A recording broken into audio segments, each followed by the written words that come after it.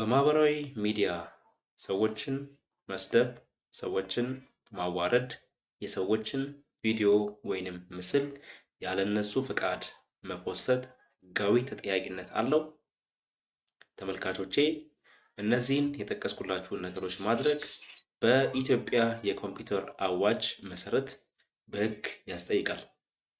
በወንጀል ሕግም ቢሆን የሰውን ስም ማጥፋት ወንጀል ነው ተብሎ ተደንግጓል። በፍትሐብሔር ሕጋችንም ቢሆን የሰውን ክብር መንካት፣ ማጉደል ፍትሐብሔራዊ ተጠያቂነት ያስከትላል።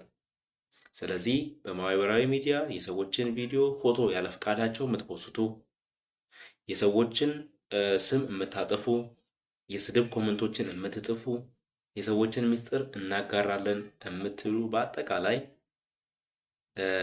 ሕጋዊ ተጠያቂነት ስላለው እባካችሁ ጥንቃቄ አድርጉ። ማህበራዊ ሚዲያን ለበጎ ነገር እንጠቀም። ወዳችኋለሁ። ሙሉ ቪዲዮ ቻናል ላይ አለ፣ ተከታተሉ፣ ሰብስክራይብ አድርጉ። አመሰግናለሁ።